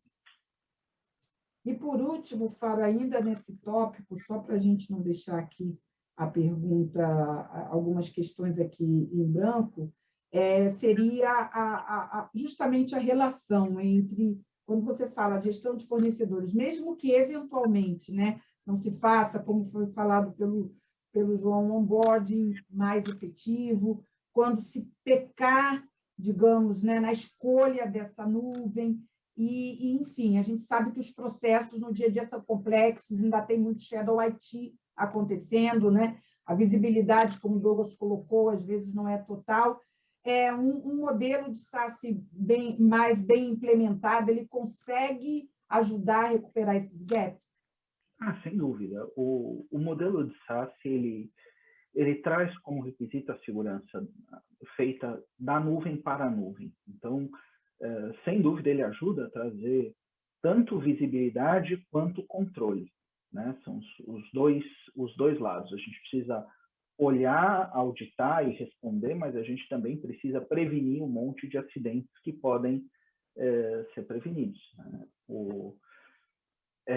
O André falou, né, que, poxa, é um data center em algum outro lugar.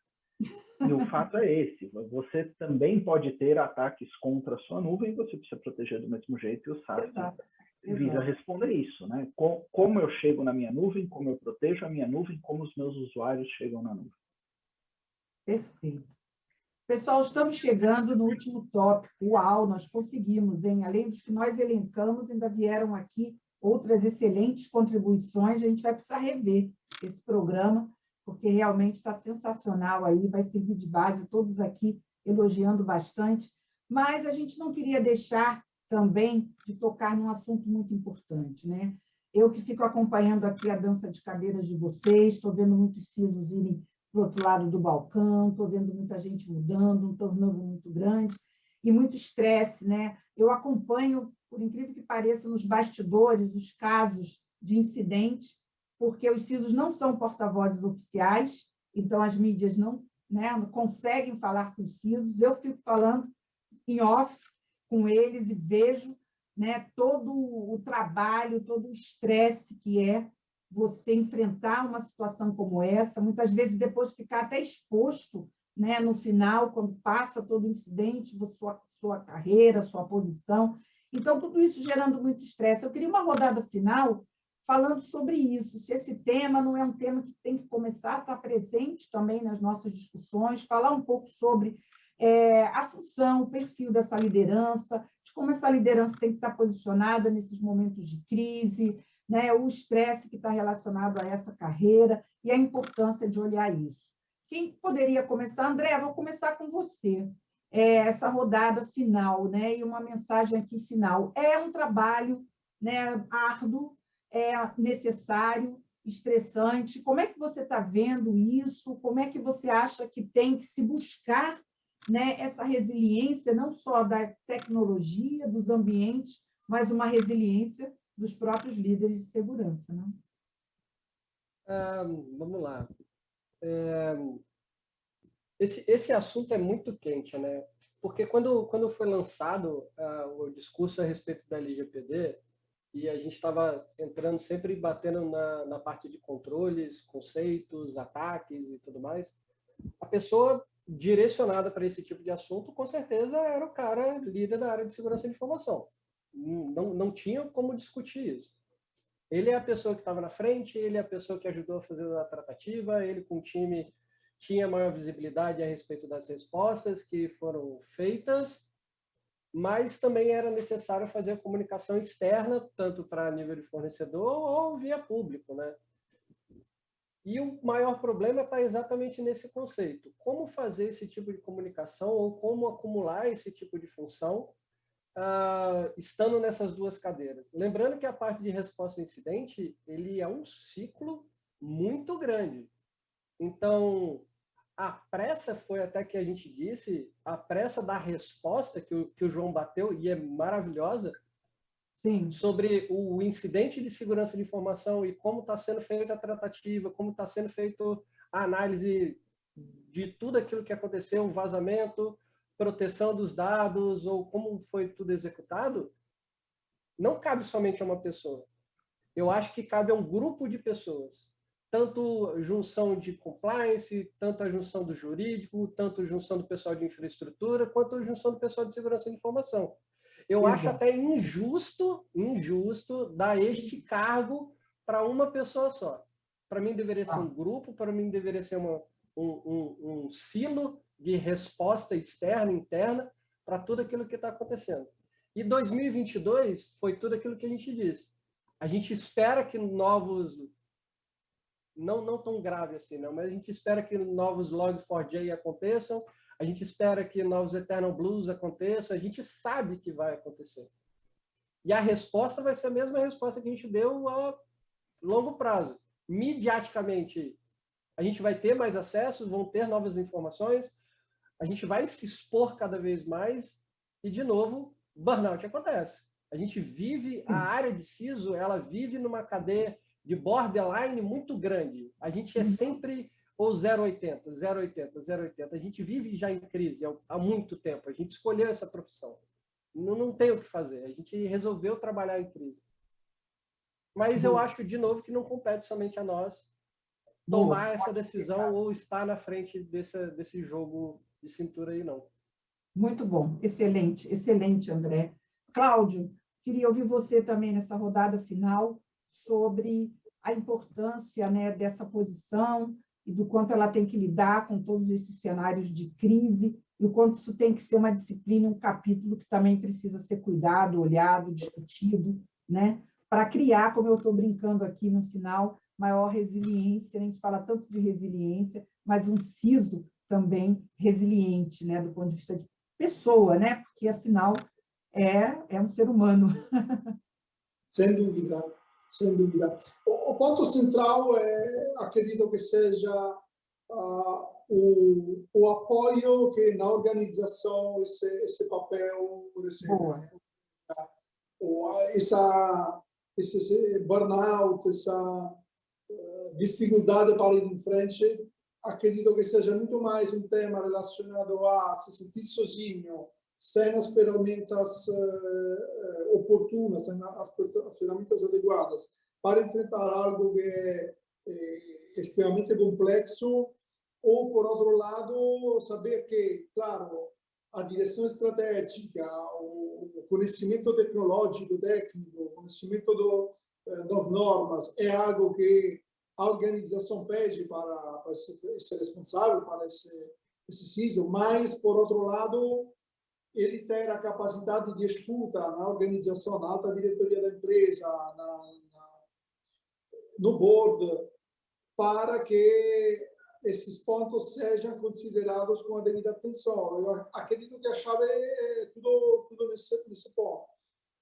A minha experiência pessoal, a minha chegada como responsável de segurança de informação da companhia foi o ápice de um movimento que a companhia estava fazendo para criar uma diretoria específica de cybersecurity. Então, as duas coisas, eu, de alguma forma, não tenho a vivência de ser um CISO sem o apoio da companhia. Eu cheguei justamente porque a companhia definiu que precisava cuidar desse assunto. Então, desde o início, desde o momento zero, eu sempre dei o apoio total. Então, nesse sentido, eu não posso reclamar de nada. Eu realmente volto atrás e entendo que tem uma companhia inteira, CFO, HR, que estão bem cientes do desafio que temos e apoiando para que, claro, eu tenho que colocar na mesa algo razoável. Não posso colocar o sarrafo. Eu tenho que entender que também a empresa tem limitações de negócio. Tem que estar no negócio, tem que ter limitações de budget e tudo mais. Mas esse aqui eu acredito que seja a troca saudável, né, entre o CISO e a organização. Boa. Excelente. Só para reforçar aqui as colocações, né, finais, o pessoal está gostando muito, elogiando aqui. Então, o André reforçou a importância de não estar sozinho, né, de ter mais gente, muito importante. O Cláudio traz a visão desse apoio da direção, que é muito importante também, principalmente quando vai se enfrentar uma crise, para se evitar, e até na tomada de decisões em relação ao envolvimento do CFO. João, para você, eu gostaria que você comentasse, fizesse no seu comentário final, rapidamente, um aspecto que o André levantou um pouco, que muitos estão colocando aqui, que os CISOs acumularam em função da escassez de mão de obra nas organizações, muitos CISOs acumularam a função de encarregado. Tá? É temporário, é provisório, mas muitos estão dizendo aqui que o provisório ficou. Não foi nada provisório, não. Tem muitos aqui que estão acumulando já há um bom tempo. E isso também gera, né, uma sobrecarga aí, né? O que você acha, João? Você acha que para o ano que vem a tendência, né, é ter mais fiscalização, a NPD está falando mais em multa, enfim, esse cenário exige que as empresas realmente pensem, né, que esses líderes precisam, de alguma forma, cada um estar ali olhando para um determinado problema, né? É difícil, né, acumular essas funções, não, João? Graça, eu acredito que sim, a gente deva ter uma mudança nessa acumulação. É, O também André acho. colocou muito bem, antes de vir para a Unimed de Fortaleza, eu atuei numa instituição de ensino enquanto carregado e também acompanhava aproximadamente uns 35 ou 40 processos de adequação, e a discussão era essa mesmo, André. Quem é que ia acumular a função, né? Ou era alguém do legal, ou era alguém da área de segurança, quando a empresa tinha Exato. um pouco mais de estrutura, alguém do compliance. Eu, felizmente, fui trazido para cá para exercer a função de encarregado. Existe um time de segurança da informação, e acredito que, além do aspecto regulatório, ou seja, ano que vem a agência deve começar a colocar algumas indicações do que a gente vê na Europa, né, de haver uma desconexão, de que o encarregado ele se afaste um pouco, até para olhar do ponto de vista de fiscalização as atividades da área de segurança. Mas eu acredito que também, até do ponto de vista pessoal, né, eu acredito que quem acumula essa função Sim, tem um desgaste muito grande, exato, exato. e eu não acumulo, tenho a sensação que a minha vida é uma eterna quinta-feira. Eu tenho uma expectativa de um descanso no final de semana, mas que nunca acontece, porque você... E não Boa, tem, não tem um outro começo, né? Você está numa eterna quinta-feira. Eu imagino exato. que quem tem essa dupla atribuição, né, de ter que É, estar lidando com o aspecto técnico da segurança e olhar para os elementos da proteção de dados pessoais de uma perspectiva mais regulatória. exato. Acredito que isso vai sofrer alguma orientação, não no primeiro Sim, momento force, uma regra muito clara, mas uma orientação de que essas funções elas devam ser especializadas e, digamos assim, separadas, como a gente sim, eu acho observa que é uma. na, Sim, na União Europeia, né? Onde já existem multas pelo fato de o oficial de compliance ser o mesmo que é o DPO. Então, não se exato. entende isso como uma boa prática. Acredito que isso vai caminhar da mesma forma como o ciclo de evolução da área de SI, né, como o André colocou muito bem, telecom, infra, e toda a luta para Exato, sair debaixo da verdade. área de infra e se tornar, Bem lembrado, João. merece Exato. ser valorizado e não ter também mais esse acúmulo de funções que muitas vezes pode tirar o foco das Sim, principais atribuições da área de segurança. São perfeito. conectadas, mas a gente precisa tomar muito cuidado com isso. Muito bom. E como foi colocado pelo Cláudio, eu acredito que o apoio institucional é muito, muito importante. Uhum. Você tem a segurança na tomada das decisões que você tem que tomar. Muitas vezes é difícil, né? Eu imagino aí o André, o Douglas, a área de proteção de dados e segurança, muitas vezes, se falou do One Trust, do Zero Trust, né? Da questão da... Muitas vezes conflita diretamente com as facilidades que a área comercial, a área de atenção ao É, cliente querem dar, de consumir um serviço de forma mais fácil. E eu verdade. sempre falo aqui para o pessoal, vamos criar uma funcionalidade nova no aplicativo, ele vai ter acesso a dados, a consulta. Como é que é o processo de autenticação, né? Ah, o seguro morreu de velho, mas o desconfiado, a falta de... Até hoje está rolando por aí, ele está vivo. Então, a gente acaba tendo que fortalecer essa ideia do profissional de proteção de dados e profissional de segurança. Eu Perfeito. agradeço o convite, eu acho que foi muito rico, tenho aqui 3 folhas na old school ainda, né, de anotação de Nossa, o algumas coisas que pessoal vão ser aqui trazidas para dentro da nossa empresa. Muito obrigado mais uma vez, Graça, é e a a todos os mesma colegas. coisa que o pessoal está colocando aqui. Muito bom. Douglas, para você, eu acho que no seu caso, né, você não está acumulando, mas o pessoal está querendo muito saber aqui justamente esse estresse da função de CISO, né? Essa resiliência, Douglas. Você acha que como o André falou, faz parte, né? Mas precisa se preparar um pouco, porque não é uma questão de quem, mas quando, né? Está difícil, né? Ninguém hoje pode dizer, né, com garantia ali que não vai viver e que não pode viver um momento como esse, né, Douglas? Sim, mas é uma escolha. A gente escolheu essa profissão, a gente escolheu essa... Não, Ó, o André batendo palmas ali. não é uma área fácil, não é uma área fácil de se vender, não é uma área fácil de se operacionalizar, e é a primeira que vai tomar uma porrada se alguma coisa acontecer. Mas a gente gosta. É um assunto interessante, entendeu? É um assunto interessante, não adianta. E aí eu pego um pouco da fala dos colegas. Agora, sem o apoio da alta direção, esse assunto de segurança que a gente acha legal, mesmo tendo todas essas nuances, sem o apoio da alta direção, aí começa a ficar complicado. Aí você tem o estresse aí, porque é uma responsabilidade que está sobre as costas do CISO, que se não tiver uma base sólida para te apoiar, você está sozinho. E aí navegar sozinho nisso é muito perigoso.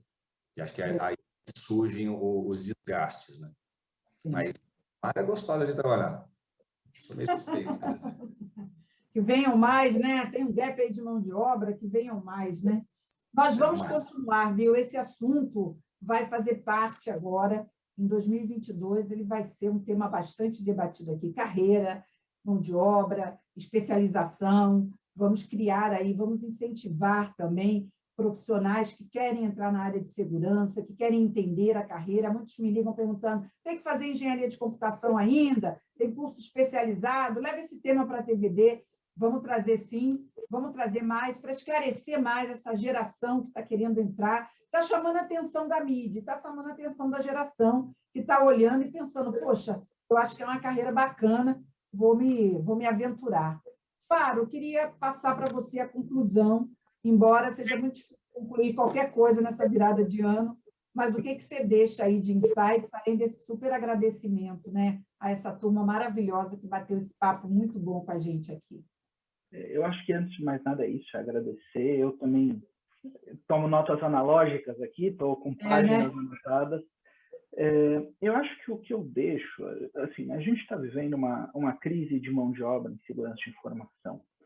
Então, a gente tem os times super sobrecarregados, e não vou falar só do CISO, que está tendo burnout, o time de segurança inteiro está à beira do burnout. E eu acho que uma coisa que mudou ao longo desse ano é que a gente está cada vez mais expurgando a cultura de, durante um incidente, crucificar a área de segurança. Então, isso é uma cultura que existia, isso está indo embora e já vai tarde. E parar de pegar, quando o incidente grave acontece, poxa, o time de segurança devia... Gente, a gente está fazendo tudo o que dá, um pouco do que não dá, e depois volta e faz de novo. Então, acho que sim, a gente tem que continuar buscando uma excelência, e muitas vezes está na frente de alguém que é muito difícil estar na frente. Os nossos hackers são mais criativos que os outros, mas que quando acontece esse incidente, que o nosso time está virado 2, 3, 5, 10 noites, o nosso time ele precisa ser abraçado e não apedrejado. Então, eu fecho com isso. Os incidentes vão continuar acontecendo, os Zero Days vão continuar aparecendo, e a gente vai continuar brigando por orçamento e nem sempre vai conseguir fazer tudo o que a gente quer fazer. A maioria das vezes a gente não vai ter gente para fazer tudo que tem que fazer, porque está em déficit de mão de obra como um todo a área. E a gente vai continuar perseguindo essa excelência, né? E bora continuar defendendo, porque eles vão continuar atacando. Muito bom. Excelente, Faro. Muito obrigada. Eu faço minhas as suas palavras de agradecimento. Pessoal, eu vou trazer aqui, impossível, né? A gente não tem como trazer todos os comentários, mas no ar, ao vivo, né? Vocês estão tendo acesso, mas o Marcos Vinícius da FATEC, muito bom evento, questões extremamente relevantes, anotei muita coisa. Além de anotar, você pode rever, tá? Hoje ainda, o nosso link vai estar disponível. E o Ricardo Alves, da Conta Quanto, excelente painel, parabéns. Pessoal, olha, só rapidamente, Conta Quanto, FATEC, Minerva, Copasa, Rapvidas, A1, Cefim, Prefeitura de Fortaleza, Fonte Mídia, Água Consultoria, Pirani, Autoglass, Polícia Militar de Minas Gerais, enfim, toda essa turma acompanhando e mandando perguntas. Olha, eu passei aqui, o meu time também, um assunto ou outro muito específico ficou aqui, sem, obviamente, ser tratado no ar, mas a gente encaminha e depois, vocês sabem, manda a pergunta para vocês. O William Teles, CISO da Autoglass, timaço, debate muito bacana, acompanhei aqui o tempo todo, mandando um grande abraço para vocês. Pessoal, foi sensacional, Fechamos realmente com chave de ouro. Os temas, esses, todos que nós tratamos, vão ser, com certeza, temas da nossa pauta. Vamos para um evento híbrido no próximo ano. Vou esperar vocês. Vai ser um imenso prazer estar de volta presencialmente com muitos de vocês. Aqueles que não puderem, na minha telinha também, vão estar aqui na TVD. Obrigada, Faro, ForcePoint, pelo apoio. Bastante conteúdo específico aí também, sobre SaaS, Zero Trust e tudo mais, disponível no nosso canal. Douglas, até aqui o fim conosco. Muitíssimo obrigada, forte abraço, sucesso, um final de ano maravilhoso para todos vocês. João Monteiro, um abraço. O meu carinho especial para Fortaleza, que eu amo. Espero estar de volta aí fazendo Security Leaders Fortaleza. Vou contar com você. André, que estreia, hein, meu amigo? Você ainda trouxe essa frase aí que, olha, embalou aqui todo mundo. Muito bom, André. Muitíssimo obrigada. E, Cláudio, mais uma vez, excelente. Um abraço para esse timaço aí da TIM. Espero estar sempre contando com vocês. Pessoal, um ótimo final de ano, muita força, muita luz. Vamos em frente. Está difícil, mas tem solução. Forte abraço, fiquem com Deus. Vamos em frente. Tchau, até a próxima. Obrigada.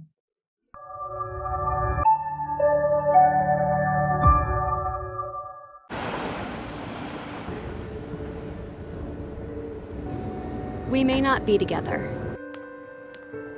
but we will never stop working together, persevering together. And one day, we will emerge stronger together. ForcePoint, cybersecurity that brings us together, even as we work further apart.